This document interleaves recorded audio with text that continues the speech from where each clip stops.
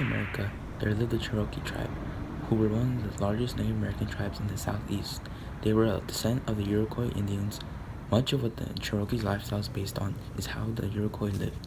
Originally from the north, they moved to the south gradually over time. They were located in the states such as Georgia, Virginia, and Alabama.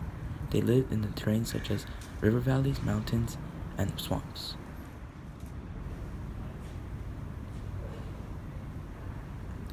The chiefs were heads of the tribe and known as white chiefs in the time of peace. In the time of war, they are referred to as red chiefs. Cherokee were very skilled hunters and knew how to fight. Many times they had disputes over land. They used many weapons such as tomahawks, knives, and battle hammers.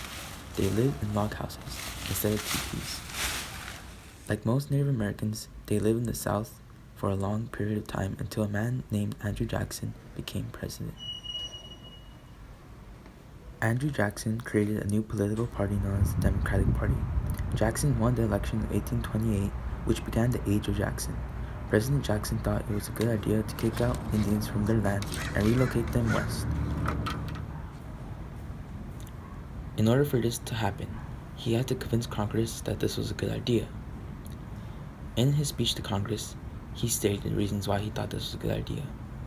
He stated that it will relieve the whole state of Mississippi and western part of Alabama of Indian occupancy and enable them to pursue happiness in their own way and under their own rude institutions, will retard the progress of decay which is lessening their numbers and perhaps cause them gradually under the protection of the government and through the influence of good counsels to cast off their habits and become an interesting, civilized, and Christian community.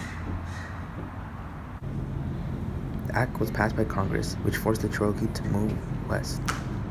American troops forced the Cherokee off the land.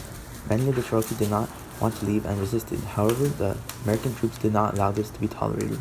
In 1838, 2,000 Cherokee migrated to the new designated Indian Territory.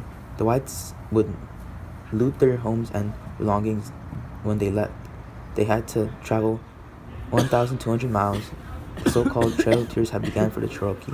Many diseases such as the whooping cough, typhus, cholera, and starvation was a huge struggle for the Cherokee on their dreadful journey. Throughout the years, more Cherokee tried this brutal journey. In the end, the hardships proved to be too much for the Cherokee. At least 5,000 Cherokees died through the Trail of Tears. By the year 1840, tens of thousands of Native Americans had been forced out of their homes. The government had vowed that they would be left in peace in their new homes. Once in their new home, the Cherokee had to adapt to a new way of life. Even though the Cherokee had made the move, they still were not very content. They were very unfamiliar with the new land, which made navigation very difficult for them. Much of them started to adapt to new ways of living. They learned and adopted the ways of Europeans. They started to change their clothing to be more like the Europeans. They wore pants and coats like the white men. They also started to use more weapons like guns and planted crops that the white people farmed. They evolved their way of living to be more advanced and to survive. Native Americans were promised to be unharmed and left alone in their new location. However, this wasn't the case for many of them. The Cherokee were still bothered by many of the white people who tried to take their land away from them. They fought many wars trying to protect their rights, even though they were seen as the weaker side.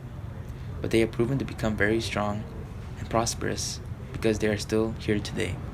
Many of the Cherokee live in Oklahoma today, which they will continue to spread their traditions across the United States.